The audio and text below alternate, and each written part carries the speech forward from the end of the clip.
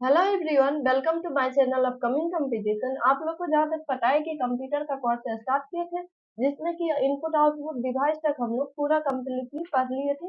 अब जो हम लोग कंप्यूटर मेमोरी के बारे में पढ़ेंगे, और यहाँ जो हम टोटल कंप्यूटर रिलेटेड, अगर आप लोग यूपीएससी तैयारी का तैयारी कर रहे हैं या फिर कंप्यूटर रिलेटेड कोई भी एग्जाम का तैयारी कर रहे हैं, तो यहाँ पर जो है बहुत ही इम्पोर्टेंट चैप्टर जो है, जो एग्जाम के परस्पेक्टिव से इम्पोर्टेंस है, वो जो है यहाँ टोटल डिटेल में कवर किया गया है।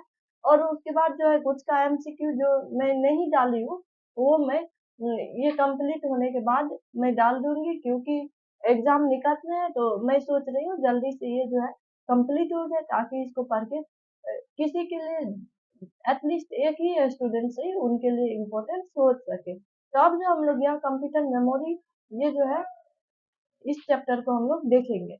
तो ये कंप्यूटर मेमोरी क्या है? ये जो है इम्पोर्टेंट एलिमेंट्स है किसका, कंप्यूटर सिस्टम का। ये स्टोर करता है डेटा और इंस्ट्रक्शन को, जो कि रिक्वायर्ड होता है किसके, प्रोसेसिंग ऑफ डेटा के टाइम में, और रिजल्ट्स, आउटपुट रिजल्ट्स के टाइम में, रिजल्ट्स जो दिया जाता है उसके टाइम में।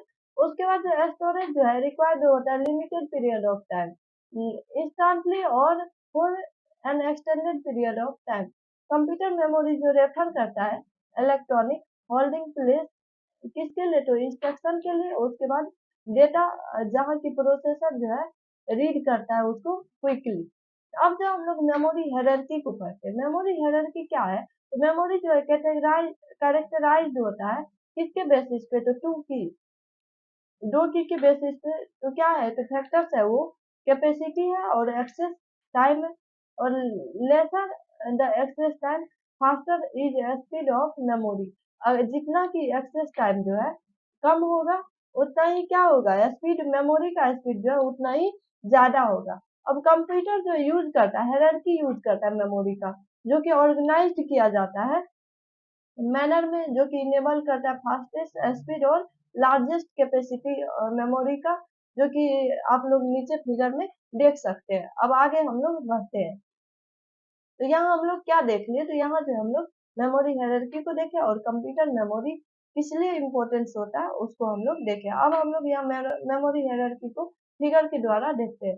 मेमोरी हायरार्की यहाँ क्या है, पहले सीपीयू आता है, उसके बाद जो है रजिस्टर आता है, उसके बाद कैचे आता है, उसके बाद मेन मेमोरी, उसके बाद मैग्नेटिक डिस्क, उसके बाद मैग्नेटिक टेप। हम लोग आगे अब देखते हैं आगे क्या है। आगे जो है टाइप्स ऑफ मेमोरी पढ़ना है हम लोग को। टाइप्स ऑफ मेमोरी जो है जनरली जो है मेमोरी जो है क्लासिफाइड होता है कितने कैटेगरी में, दो कैटेगरी में।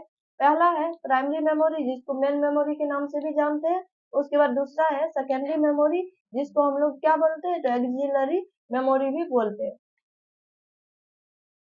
पैरामीटर्स ऑफ मेमोरी हम लोग पढ़ते हैं। तो following terms are most commonly used for identify comparative behaviours behaviour of various memory device and technology.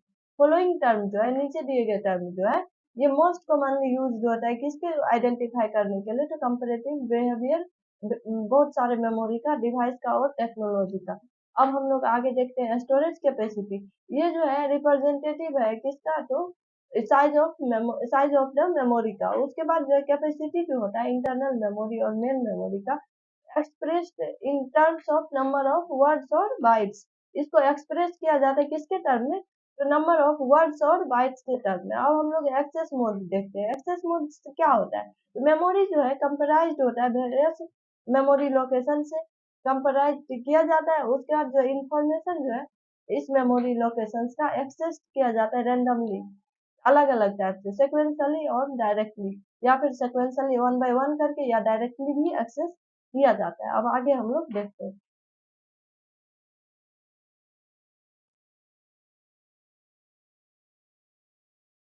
आगे जो है एक्सेस टाइम है। एक्सेस टाइम का जरूरत कब पड़ता है, तो ये जो है desired modes for the read और write operation till the data is made available और retain at the desired location. बोल रहा है कि एक्सेस टाइम का जो है रिक्वायर्ड पड़ता है, जरूरत पड़ता है किसके बीच बीच में, तो डिजायर्ड मोड्स किसके, रीड के लिए और राइट के लिए ऑपरेशन का, और तब तक जब तक कि डेटा का मोड जो है अवेलेबल है और रिटेन हो रहा है डिजायर्ड लोकेशन पे, जहां आवश्यक लोकेशन है वहां पे। अब नेक्स्ट है फिजिकल कैरेक्टरिस्टिक्स, फिजिकल कैरेक्टरिस्टिक्स की क्या होता है, तो इसके रिस्पेक्ट में कहे तो डिवाइस जो है कैटेगराइज होता है 4 मेन कैटेगरी में। क्या-क्या होता है, तो इलेक्ट्रॉनिक होता है, मैग्नेटिक होता है, मैकेनिकल और ऑप्टिकल होता है। अब नेक्स्ट परमानेंस ऑफ स्टोरेज को हम लोग देखते हैं। परमानेंस ऑफ स्टोरेज जो है ये हाई होता है फ्यूचर के लिए यूज किया जाता है किस मैग्नेटिक मटेरियल्स में। अब आगे हम लोग देखते हैं, ये सारे के सारे ना इम्पोर्टेंस ना के मगर एक्सेस टाइम पूछा जा सकता है आपको। उसके बाद जो है मेमोरी के बारे में आप लोग को पता ही होगा कि ये पूछा जा सकता है। तो अब हम लोग प्राइमरी मेमोरी, मेन मेमोरी के बारे में पढ़ते हैं। तो प्राइमरी मेमोरी क्या है, मेमोरी यूनिट है जो कि कम्युनिकेट्स करता है डायरेक्टली किससे, तो सीपीयू के साथ, जिसको हम लोग क्या कहते हैं, तो मेन मेमोरी कहते हैं। प्राइमरी मेमोरी जो है अलाउ करता है, क्या अलाउ करता है, तो कंप्यूटर को स्टोर करने के लिए डेटा इमीडिएट मैनिपुलेशन के लिए, उसके बाद और इसको इसका ट्रैक रखने के लिए what is currently being processed, क्या करेंटली प्रोसेस्ड हुआ, किस डेटा पे हम लोग वर्क किए, वो उसका ट्रैक भी रखने के लिए। नेक्स्ट होता है कि ये जो है मेन मेमोरी जो होता है ये वोलाटाइल होता है नेचर में। वोलाटाइल मीन्स क्या होता है कि जब तक आप लोग सेव कर दीजिएगा तो पावर जब तक ऑफ नहीं होगा तब तक ये आपके पास रहेगा। जैसे ही पावर ऑफ हो जाएगा तो ये जो है इरेज हो जाएगा, इसीलिए इसको वोलाटाइल बोला जाता है। इसका मीन्स यहाँ लिखा है, वही लिखा है। It means that when the power is turn off, power अगर ऑफ कर दिया जाए तो contents of primary memory are lost हमेशा के लिए, फॉर एवर। उसके बाद प्राइमरी मेमोरी जो है कितने कैटेगरी के होते हैं, तो 2 कैटेगरी में क्लासिफाइड है। Random access memory. अब रैंडम एक्सेस मेमोरी के बाद हम लोग रोम के बारे में पढ़ेंगे। तो रैंडम एक्सेस मेमोरी जो है इसको किस नाम से जानते हैं, तो रीड राइट मेमोरी के नाम से भी जानते हैं। ये अलाउ करता है सीपीयू को रीड करने के लिए और राइट करने, दोनों ही करने के लिए, और इंस्ट्रक्शन इनटू इट, जो कि इंस्ट्रक्शन इसमें रहता है। रैम का यूज किया जाता है टेम्पोररी स्टोरेज के लिए इनपुट डेटा का और आउटपुट और इमीडिएट रिजल्ट्स का। अब नेक्स्ट रैम जो है ये माइक्रोचिप है। इसको इम्प्लीमेंट किया जा रहा है, इम्प्लीमेंटेड यूजिंग सेमीकंडक्टर। इसको इम्प्लीमेंट किसके यूज करके किया जाता है, तो सेमीकंडक्टर का यूज करके किया जाता है। हम लोग आगे, अब लोग आगे जो है रैम का कैटेगरी हम लोग देखेंगे। तो रैम जो है 2 कैटेगरी में डिवाइड है। कौन कौन है, तो इसका जो है एक हो जाता है डायनामिक रैम, हो जाता है डी रैम जिसको बोलते हैं। उसके बाद दूसरा हो जाता है स्टैटिक रैम जिसको क्या बोलते हैं, एस रैम बोलते हैं। तो डी रैम क्या है, जो ये जो है मेमोरी सेल से बना होता है और जहाँ की ईच सेल कंपोज करता है, क्या करता है, तो 1 कैपेसिटर और 1 ट्रांजिस्टर। अब नेक्स्ट डी रैम जो है ये रिफ्रेश्ड कंटिन्यूअसली इसको रिफ्रेश किया जाता है किस चीज को स्टोर करने के लिए, तो इंफॉर्मेशन को स्टोर करने के लिए। और रिफ्रेश इंफॉर्मेशन जो है अक्सर होता है ऑटोमेटिकली थाउजेंड्स ऑफ टाइम पर सेकेंड, थाउजेंड्स ऑफ टाइम पर सेकेंड अक्सर होते रहता है ऑटोमेटिकली। उसके बाद DRAM जो है ये स्लोवर होता है, लेस एक्सपेंसिव होता है, ऑक्युपाइज करता है लेस स्पेस कंप्यूटर मदरबोर्ड का। अब नेक्स्ट हम लोग सॉरी कंप्यूटर मदरबोर्ड पे ये कम स्पेस रखता है, कम जगह बना, मतलब ये स्लोवर भी होता है, लेस एक्सपेंसिव भी होता है और ये कम स्पेस लेता भी है कंप्यूटर मदरबोर्ड पे। अब नेक्स्ट हम लोग स्टैटिक रैम के बारे में पढ़ते हैं। स्टैटिक रैम क्या है, तो ये जो है रिटेन्स करता है data as long as power is provided to the memory chip. जब तक कि मेमोरी चिप को पावर प्रोवाइड किया जा रहा है तब तक ये क्या करता है, रिटेन करके रखता है डेटा को। उसके बाद जो है नीड्स टू बी रिफ्रेश्ड, इसको रिफ्रेश करने का जरूरत पड़ता है पीरियोडिकली बेसिस पे। उसके बाद एसरैम जो यूज करता है मल्टीपल ट्रांजिस्टर का यूज करता है किसके लिए, तो ईच मेमोरी सेल के लिए। उसके बाद इसके पास जो है कैपेसिटर नहीं होता है। एसरैम जो यूज करता है कैसे मेमोरी किसके, इसके हाई स्पीड की वजह से। उसके बाद एसरैम जो है ये मोर एक्सपेंसिव किसके कंपैरिजन में, तो DRAM के कंपैरिजन में मोर एक्सपेंसिव होता है। अब हम लोग आगे पढ़ते हैं।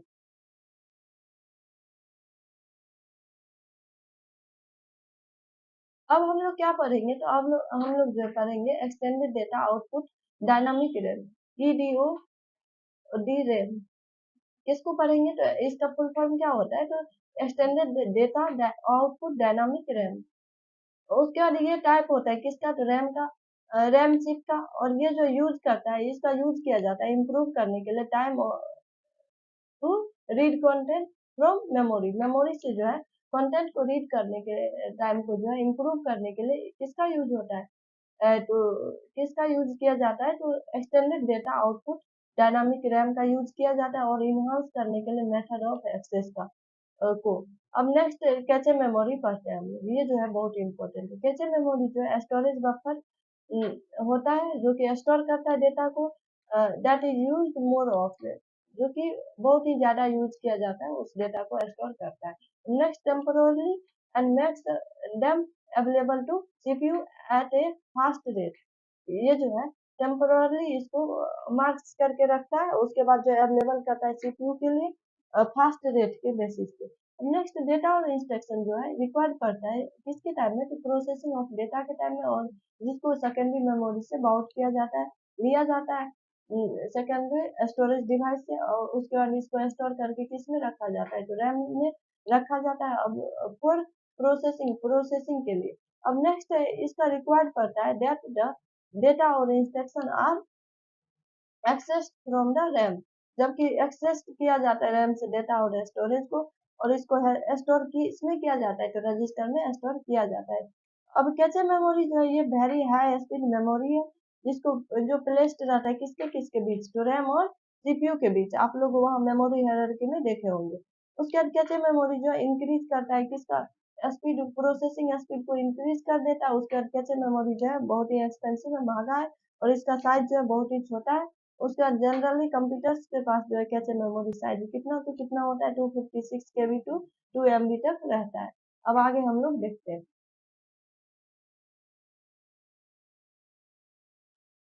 अब read only memory second type जो है उसको हम लोग देखते हैं। रीड ओनली मेमोरी, अभी तक हम लोग किसके बारे में पढ़े? तो रैम के बारे में पढ़े थे, और भी मेमोरी के बारे में पढ़े थे। अब जो हम लोग रोम के बारे में पढ़ते हैं, तो रोम जो है रीड ओनली मेमोरी होता है, इसका फुल फॉर्म। उसके बाद इसको किस नाम से जानते हैं? तो नॉन वोलाटाइल मेमोरी के नाम से भी जानते हैं, और परमानेंट स्टोरेज के नाम से भी जानते हैं। और इसके पास ये लॉस नहीं करता है कंटेंट को, जब पावर ऑफ हो जाता है, स्विच ऑफ हो जाता है। उसके बाद रोम के पास ओनली रीड कैपेसिटी है, राइट कैपेबिलिटी नहीं है।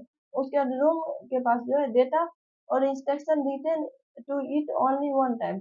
इसमें जो है डेटा और इंस्ट्रक्शन को आप लोग लिख सकते हैं एक ही टाइम। उसके बाद रोम चिप जो है प्रोग्राम जो होता है, तो क्या होता है? At the time of manufacturing, manufacturing के टाइम ही इसको प्रोग्राम कर दिया जाता है, और इसके बाद जो है इसको रिप्रोग्राम नहीं कर सकते हैं, और ना ही रिटर्न कर सकते हैं। अब नेक्स्ट है थ्री कैटेगरी होता है किसका? तो रोम का होता है। अब इसमें कौन कौन सी कैटेगरी होता है? तो पहला जो है प्रोग्रामेबल रीड ओनली मेमोरी, जिसको पीरोम के नाम से भी जानते हैं। तो इसको जो आल्सो नॉन वोलाटाइल, ये जो है नॉन वोलाटाइल होता है नेचर में। वंस पीरोम हैज बीन प्रोग्राम, अगर एक बार इसको प्रोग्राम कर दिया गया पीरोम को, तो ये जो है कंटेंट्स को कभी भी चेंज नहीं किया जा सकता है। उसके बाद जो है ये जो है वन टाइम प्रोग्रामेबल डिवाइस है। उसके बाद पीरोम जो है मैन्युफैक्चर होता है, ब्लैंक मैन्युफैक्चर होता है, और can be programmed at buffer, में जो बफर पे जो इसको प्रोग्राम किया जा सकता है। उसके बाद फाइनल टेस्ट और इन सिस्टम, उसके बाद जो है इसको फाइनल टेस्ट किया जाता है, उसके बाद सिस्टम में पुट कर दिया जाता है। अब आगे हम लोग देखते हैं।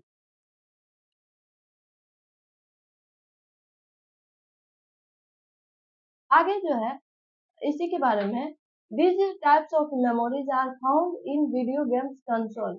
इस टाइप के मेमोरी को कहाँ मिल सकता है? तो वीडियो गेम कंसोल में मिल सकता है। उसके बाद मोबाइल फोन में मिल सकता है। उसके बाद इम्प्लांटेबल मेडिकल डिवाइसेस में मिल सकता है। उसके बाद हाई डेफिनेशन में मिल सकता है। उसके बाद मल्टीमीडिया इंटरफेसेस में मिल सकता है। पीरोम जो है इन्वेंटेड किया गया किसके द्वारा? तो बैन टैसिंग के द्वारा, बैन टैसिंग चौ के द्वारा।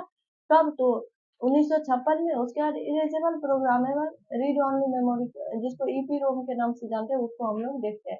ये जो स्मॉलर होता है किसके कंपेरिजन में? तो पी रोम के कंपेरिजन में, लेकिन इसको जो इरेज किया जाता है by expose to storage ultraviolet, strong ultraviolet light. इसको जो एक्सपोज करके जो है स्ट्रॉन्ग अल्ट्रावायलेट लाइट से जो है इसको एक्सपोज करके जो इरेज किया जा सकता है। उसके बाद जो है इसके बाद इसको री रिटर्न भी किया जा सकता है।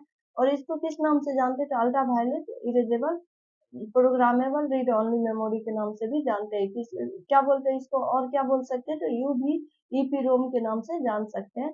उसके बाद ईपीरोम जो है ये इन्वेंटेड किसके द्वारा किया गया? तो Dov Frohman of Intel in 1971। Dov Frohman किसका? तो इंटेल का। कब? तो 1971 में। Next electrically erasable programmable read only memory है, जिसको ईईपीरोम के नाम से भी जानते हैं। उसके बाद ये जो है सिमिलर होता है किसके जैसा? तो EPROM erasable programmable read only memory, जिसको यू भी ईपीरोम भी कहते हैं। उसके बाद लेकिन इसको जो है इरेजेबल किया जाता है किसके द्वारा? तो इलेक्ट्रिकली इसको इरेज किया जाता है और उसके बाद रीरिटेन किया जाता है इलेक्ट्रिकली। उसके बाद जो ये बर्निंग प्रोसेस जो है रिवर्सेबल बाय एक्सपोजर, एक्सपोजर के द्वारा जो है ये बर्निंग प्रोसेस को जो है रिवर्सेबल कर दिया जाता है to electric pulses, electric pulses से। अब जो हम लोग किसको किसको देख लिए? तो प्राइमरी मेमोरी को देख लिए। उसमें जो प्राइमरी मेमोरी का दो टाइप्स होता है, रैम और रोम, उसको हम लोग देख लिए, उसके टाइप्स को देख लिए। अब जो हम लोग कुछ इम्पोर्टेंस पॉइंट्स को देख के इस चैप्टर को नहीं, इस को जो है उसके बाद जो हम लोग इम्पोर्टेंस पॉइंट्स के बाद जो है हम लोग सेकेंडरी मेमोरी के बारे में जानेंगे इसमें। तो इस मेमोरी हायरार्की में सेकेंडरी मेमोरी के बारे में डिटेल में पढ़ के जो हम लोग इस चैप्टर को एंड करेंगे। तो हम लोग पहले देख लेते हैं इम्पोर्टेंस पॉइंट्स को। फ्लैश मेमोरी जो है ये काइंड ऑफ किसका होता है? तो सेमीकंडक्टर का काइंड है, based non volatile writable memory है। और इसका यूज किया जाता है डिजिटल कैमरा, माइक्रोफोन और प्रिंटर में, ईटीसी में। अब वर्चुअल मेमोरी जो है ये टेक्निक है, ये अलाउ करता है एग्जीक्यूशन ऑफ प्रोसेसेस को। उसके बाद जो है that are not completely in main memory, जो कि क्या है? तो मेन मेमोरी में कम्प्लीटली नहीं है। उसके बाद इसका एक और एडवांटेज है कि this scheme is that programs can be larger than main memory, जो कि ये जो है लार्जर होता है किससे? मेन मेमोरी से। ये टेक्निक जो है फ्री है प्रोग्रामर्स के लिए from the concern of memory storage limitation, memory storage limitation के कंसर्न में। अब नेक्स्ट बफर जो है, बफर एक टेम्पोररी फिजिकल स्टोरेज है। इसका यूज किया जाता है डेटा को होल्ड करने के लिए किस टाइम? तो एग्जीक्यूशन के टाइम, एग्जीक्यूशन ऑफ प्रोसेस के टाइम में from one place to another place, एक जगह से दूसरे जगह एग्जीक्यूशन के टाइम में जो है होल्ड करने के लिए डेटा को किसका जरूरत पड़ता है? तो बफर का। ये क्या है? तो फिजिकल स्टोरेज है। ये बहुत इंपॉर्टेंट पॉइंट है। तो इस तरह से हम लोग जो यहाँ किसको कवर किए? तो मेमोरी हायरार्की के प्राइमरी मेमोरी और उसके टाइप्स को और कुछ इंपॉर्टेंट पॉइंट्स के साथ कवर किए। इस तरह से इस वीडियो में इतना ही। अगर आप लोग को कोई भी सजेशन देना हो इसमें सुधार से रिलेटेड, तो आप लोग कमेंट सेक्शन में पूछ करें। और अगर आप लोग को पीडीएफ चाहिए तो आप लोग टेलीग्राम चैनल को ज्वाइन कर सकते हैं, जो कि अपकमिंग कंपटीशन के नाम से है। तो इस तरह से इस वीडियो में इतना ही। Thanks for watching.